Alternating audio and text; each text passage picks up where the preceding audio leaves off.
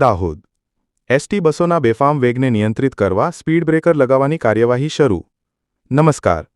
દાહોદ શહેરના નવા બનેલા રોડ્સ પર એસટી બસો દ્વારા અવારનવાર થતા અકસ્માતો અને શહેરીજનોના સુરક્ષિત ભવિષ્યને ધ્યાનમાં લેતા દાહોદ નગરપાલિકા દ્વારા સ્પીડ બ્રેકર મૂકવાની કાર્યવાહી શરૂ કરવામાં આવી છે. શહેરના મુખ્ય માર્ગો પર એસટી બસના ચાલકો દ્વારા બેફામ ગતિથી બસ ચલાવવામાં આવતી હતી, જેના કારણે નિર્દોષ પશુઓ અને શહેરીજનો અકસ્માતના ભોગ બનતા હતા. ગઈકાલે એક વૃદ્ધ વ્યક્તિને એસટી બસે અફઠેતા તંત્ર સફાળું જાગ્યું અને આ મુદ્દે ગંભીરતા દાખવવી. આ બાબતે શહેરીજનો દ્વારા વારંવાર તંત્ર ઉપર રોષ પ્રદર્શિત કરવામાં આવતો હતો. શહેરીજનોની વારંવારની રજૂઆતોને અને જનદબાણને પગલે પાલિકા તંત્ર જાગ્યું અને સ્પીડ બ્રેકર મૂકવાની કાર્યવાહી શરૂ કરી.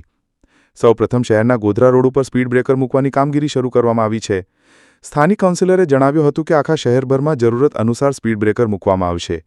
સ્પીડ બ્રેકર મૂકી દેતા વાહનોની ગતિ નિયંત્રિત થશે અને અકસ્માતોની સંભાવના ઘટશે એવી તંત્ર દ્વારા આશા વ્યક્ત કરવામાં આવી છે.